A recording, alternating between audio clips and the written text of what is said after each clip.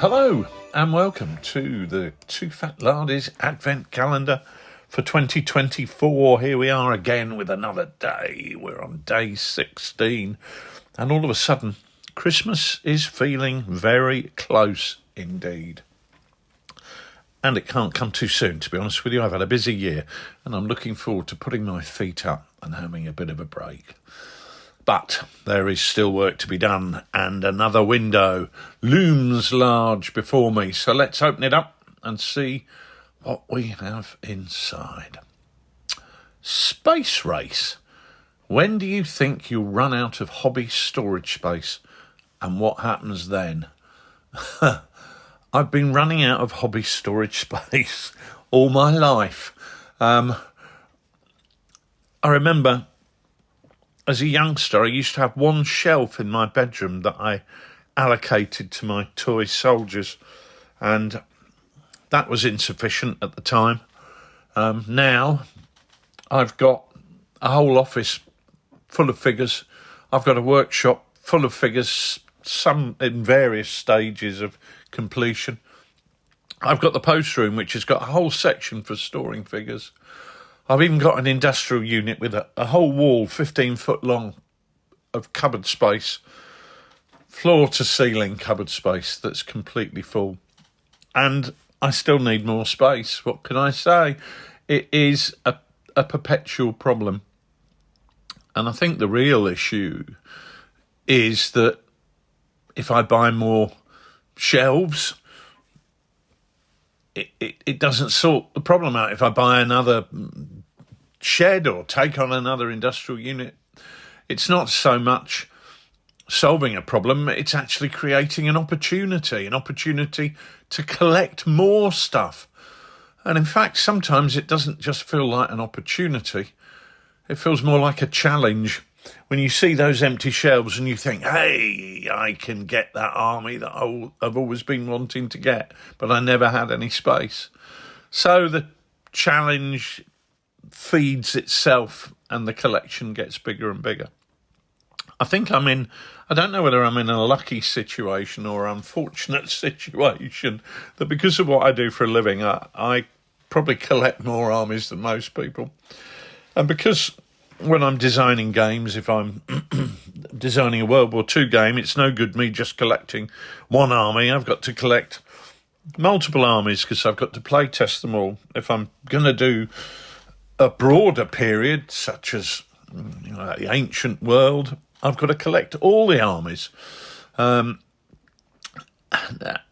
whilst that is a joy in its own way, it also means that it's a bit of a cross, a bit of a millstone around my neck sometimes, especially as, well, I don't think I'm a bit of a hoarder, but I don't like to really throw anything out, especially not an army, because when I have sold armies in the past, I've always regretted it, and that's rather confirmed to me that as soon as I get rid of an army, I'm going to want to use it again.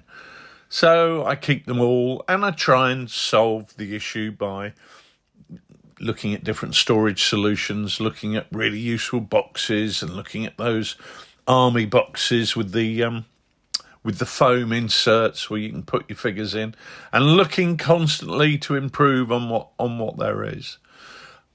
My start in the hobby was not actually in wargaming, it was in military modelling, and I'd never come across wargaming, and I decided that I fancied doing some Tamiya kits when I must have been about 9 or 10. And I bought a copy of Military Modelling magazine, which was mind-blowing at the time because some of the models in there were just beyond anything I could hope to achieve, but they inspired me to try. And I remember reading in there about people having this magical thing called a spares box. And people go, oh, I made this Flak Panzer Wirbelwind, and I got some water bottles out of my spares box, which I put on the model and added to it. And I remember thinking, oh, I'd love to have a spares box. Well, of course, I now have, and it's about the size of Australia. It's absolutely huge, and that has got worse since plastic kits came into play, because, not plastic kits, plastic war games figures, because not only are they a source of figures, they're also a fabulous source of bits and pieces for using when I'm building models, and they are really useful. I've just today undercoated some German armoured cars and some transport half-tracks, which wouldn't have looked anywhere near as nice if it hadn't been for my spares box, and been able to go on those Warlord plastic figures and clip off water bottles and helmets and rifles and all sorts of bits and pieces that I can add to the model to make it look good. And of course you get people like the companies that Rubicon, who produce stowage for vehicles, all of which is great. But of course, you snip 4 or 5 bits off your stowage sprue, and then it goes in your spares box. And it gets to a point where the volume of sprues that I have is so unmanageable that, not knowing what I have, being unable to manage the sheer volume I've got of them, I buy more, and that perpetuates the issue and makes it worse. So what do I do? Well,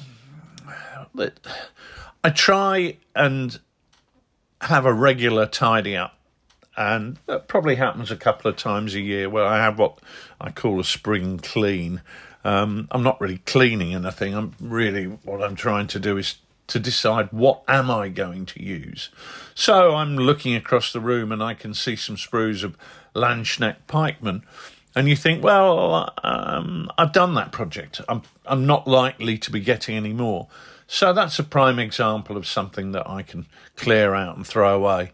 But what a horrible feeling, throwing away something that might contain the very head that you want for that next project. Because when you go into the medieval period, whatever phase of it you're in, and the Renaissance, there's heads, there's weapons, there's swords and shields, all of which can be useful for Midgard projects.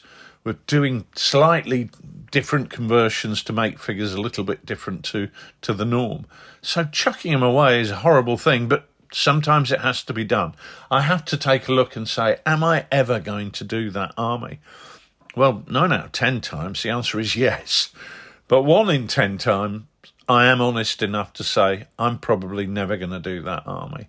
And at that point in time, I send a message round to my mates saying, I've got these, anybody want them? Because I'm not going to use them. Again, the chances are as soon as I've given them away, I'll probably decide I really would like them, but it can't be helped. Books as well, that's another area which eats into storage. I have to cull those fairly regularly and only keep the best ones that I want.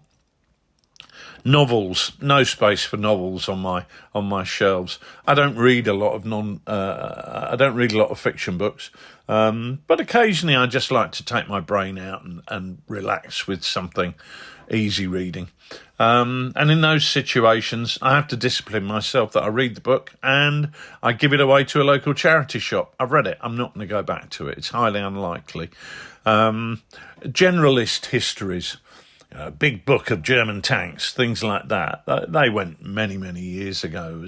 Storage is absolutely at a premium.